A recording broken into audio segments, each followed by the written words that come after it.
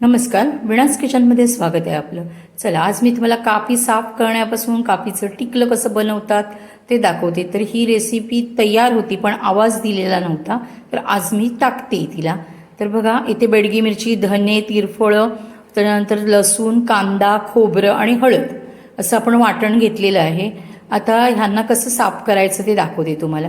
एक तर ह्यांना तुम्ही पूर्ण डोकं कट करून टाकलात तरी सुद्धा चालेल, नाहीतर मग मी ह्याचे बघा पंख असे आधी पहिले कापले, नंतर मग जे तोंडाचा भाग असतो तो काढला, गाल असतात त्याचे ते, आणि व्यवस्थित पोटातलं वगैरे साफ करून घेतलं बघा स्वच्छ.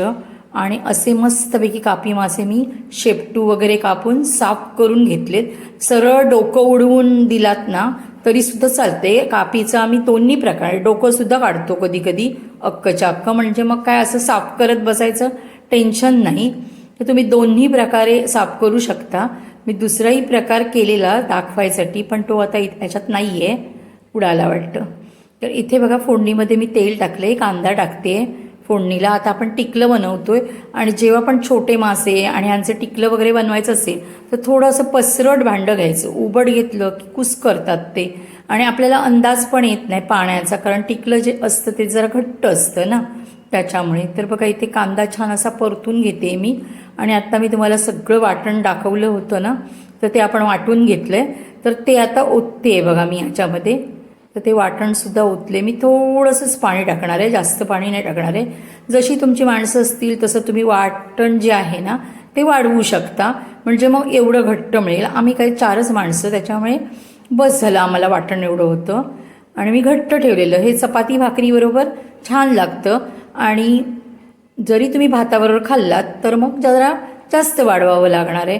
तर इथे बघा, आपण चवीपुरतं मीठ टाकतोय, ह्याच्यात कोकम टाकतोय आणि एक हळदीचं पान टाकतोय. असेल तर टाका, नसेल तर तरीसुद्धा तुम्ही टिकलं बनवू शकता. हळदीचं पान पाहिजेच असं नाही, आणि जेव्हा येतात तेव्हा त्यांना सुकवून ठेवायची, मग ती कधीही टाकता येतात आपल्याला जेवणामध्ये. तर इथे मी हळदीचं पान टाकले बघा. सगळं व्यवस्थित टाकून झाल्यानंतर एक उकळी काढली, आणि नंतर ही कापी जी साफ करून आपण घेतलेली ती टाकली आहेत त्याच्यामध्ये. तर ह्यांना आता जास्त आत्ता कच्चे तोपर्यंत ढवळलं तर चालेल, कारण मीठ मसाला त्यांना व्यवस्थित लागला पाहिजे ना म्हणून. नाहीतर मग साईडने थोडंसं असं फिरवून घ्यायचं. आणि उकळल्यानंतर मात्र अजिबातच जास्त नाही ढवळायची त्यांना. एकतर असं भांडं असतं ते हलवायचं, म्हणजे व्यवस्थित इकडून तिकडे ती होतात. मग जास्त ढवळलात तर काटे काटे होणार, कारण खूप नाजूक मासा असतो हा. तर आता मी थोडीशी वाफ लागली की गॅस बंद करणार आहे, जास्त असं खूप उकळवणार नाही आहे. तर इथे बघा, मस्तपैकी हे कापीचं टिकलं तयार झालेलं आहे. तर तुम्हाला मी दाखवते. अगदी अलगद उचलून मी लोटताना सुद्धा साईडसून लोटलं आहे, आणि इथे असं कापी माशाचं टिकलं